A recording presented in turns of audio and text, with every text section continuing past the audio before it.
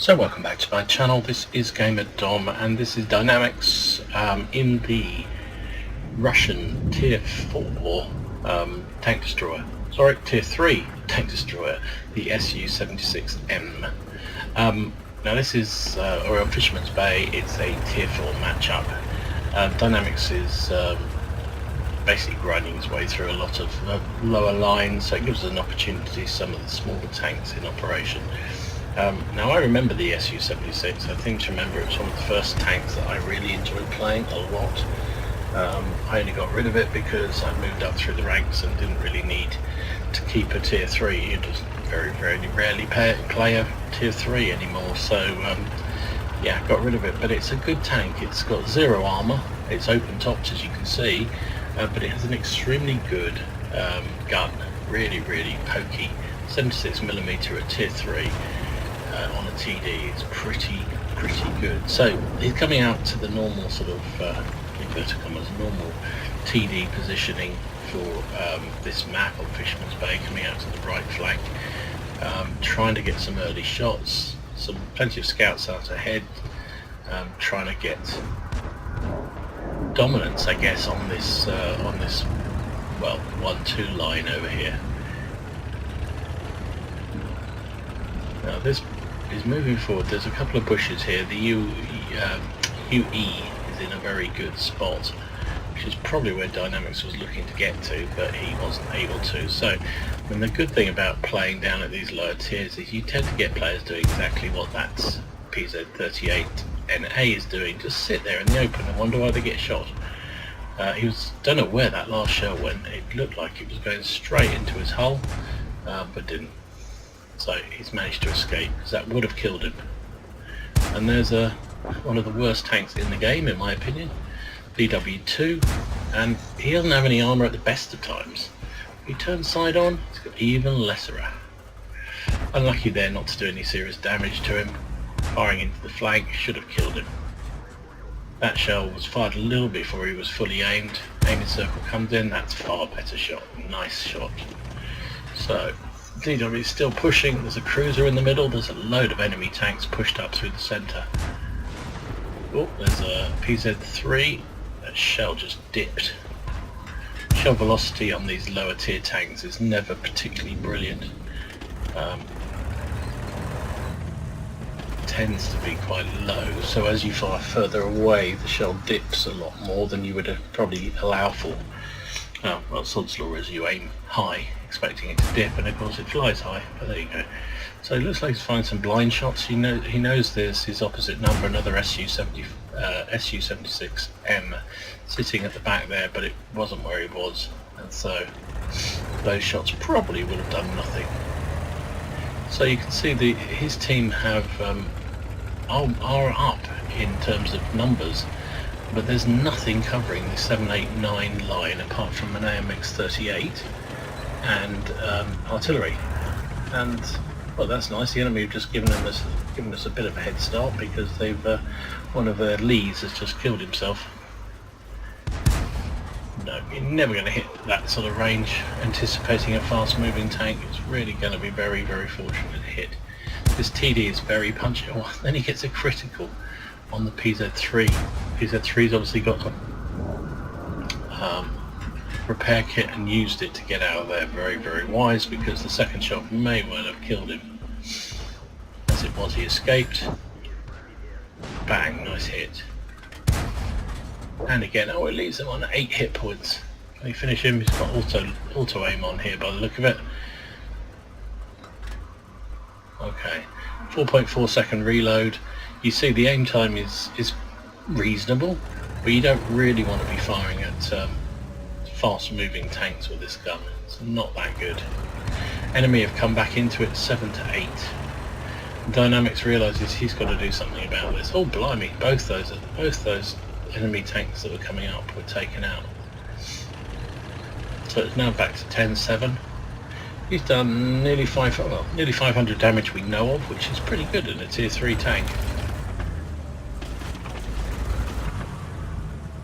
Using that low silhouette to peer over the middle there, he knows the enemy tanks are coming around from that direction.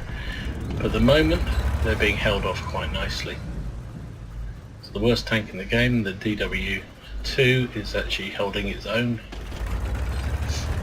I hated the DW2. I think the only way I found it remotely playable was to play it with the HE gun.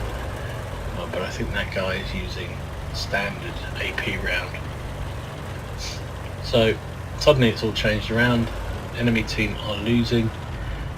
So Dynamics is going to have to go and find some damage to cause. Otherwise the game's going to be over without anything happening. Oh, there's an LTTB. LTB, not LTTB. That would be a real mismatch because the LTTB is tier 7, I think.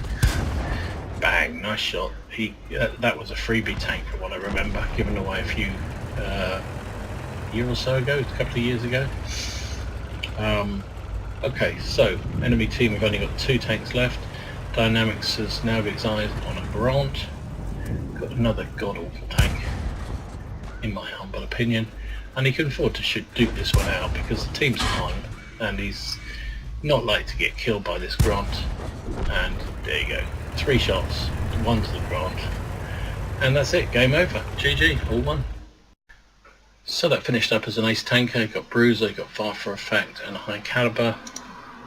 Finished up on his team with over 1,000 damage, 1,010, which is almost double what anybody else got.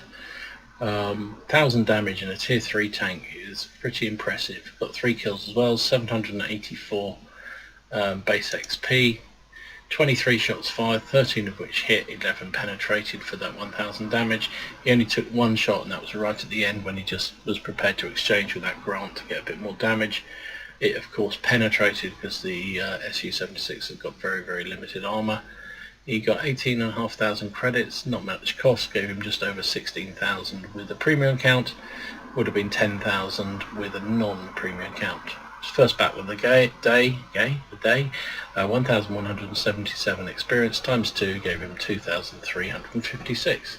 Nice game. Well, so this time we're going to upgrade the TD, Russian TDs. This time this is man in a can who is in the tier 5 Russian assault gun TD, the Su-85, which is a meaty little vehicle at tier 5. Good gun, pretty good accuracy, and it's even got a little bit of bouncy armour. Not much, but a little. We're on Lakeville, in my view, the worst played map in the game. People just don't seem to know what to do with it, and sure enough, this game starts out, oh no, maybe somebody is coming down the middle. You need somebody to scout up the middle, and it looks like the Leopard is doing that. It's a risky move, but if it works well, you can absolutely dominate this map. So So man has come up to this bush here, which is a nice TD position, and he's going to hope that the Leopard spots some tanks heading across too close to the edge of the river, of the lake, sorry. Enemy have already got a scout presumably into the city, putting pressure on the cap. Man decides that this isn't the best place for him. He's going to pull back. He could, and that's a good move. I mean, generally, if anybody's going to be dumb enough to drive too close to the lake, they'll do that right at the beginning. And once it's obvious they haven't done that, you might as well pull back, because then you've got shots into the cap from here. Once your team spots things, of course. So they're setting up, ready to get a bead into that. You can see from here, you can see just up into that cap, just behind the church there, which is often where an enemy tank is, and indeed that's exactly where he sits. Now, can he get a shot on that? Oh, look at that. ELC played beautifully there, man. That was fantastic, because that was obvious where he was, but he just had to get the shot right to be able to get the opportunity to hit him. There's a Cromwell, and he hits him. And did he track him as well? I think he did. Yes, he did.